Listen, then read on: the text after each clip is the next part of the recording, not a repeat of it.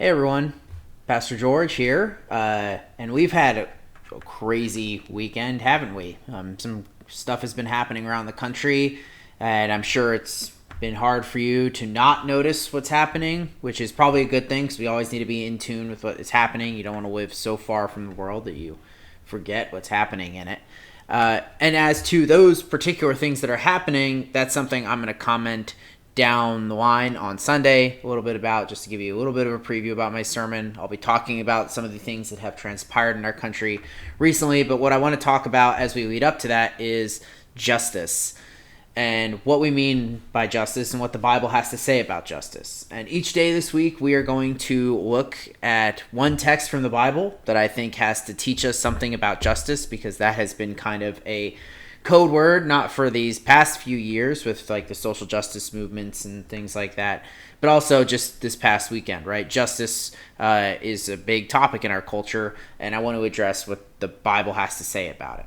And the first text we're going to look at is not one that you're probably thinking of when it comes to thinking about justice, but we're going to look at Matthew chapter 5. So I'm going to get my Bible.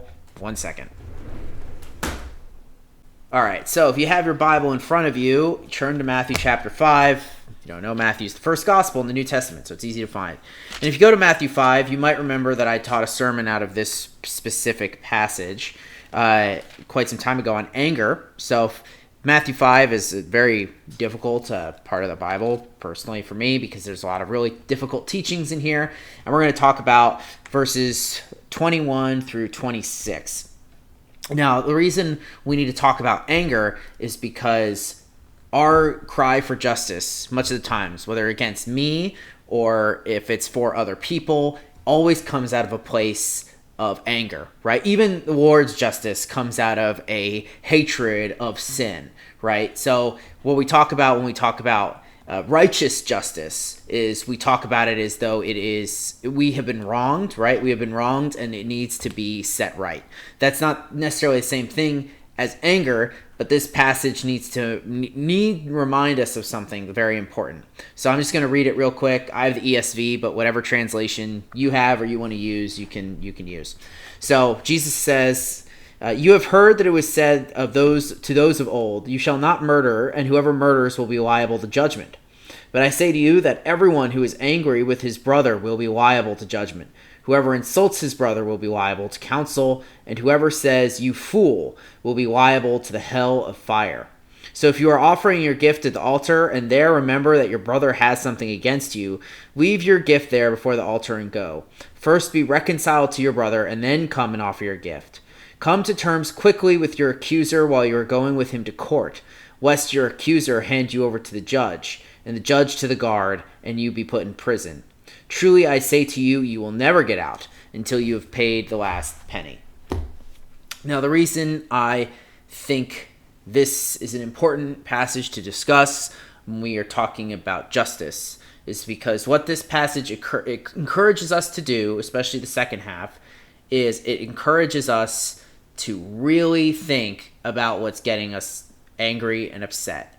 It doesn't say that in so many words, but if the end result of us being rash to bring about justice on our brother, right, in this passage, and that ends up being turned around on us and we are consigned to jail until we have paid the last penny, then it seems as though when we make these accusations that we need to have good cause for doing so.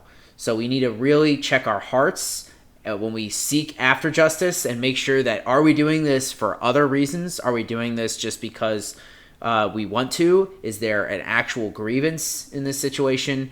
Or are we just kind of making something up? And if we are making something up, then that's what's going to end us up, because we're going to get before the ultimate judge, God, and he's going to know that we were lying to ourselves and seeking justice under false pretenses. And we're going to see this brought up in a few other verses this week. And it also is a good check, this passage, for when we seek justice, even if it's righteous anger type of justice, we need to be very, very careful when we check our own hearts and go after it. Because if we end up hating those who we are against, then we've missed the whole point of justice after all, right? Because at the end of the day, we were enemies of God, and he loved us so much and reconciled us to himself through Jesus on the cross, right? And if God can do that for us, then that's how we're expected to act towards people who might even hate us, right? Or we might have something against. So I want to preface our discussion of justice this week with this passage. So just think about what this has to say about that, and I'll see you tomorrow, and we'll go to the Old Testament, right? Where there's all good sorts of texts on judgment. So I will see you tomorrow.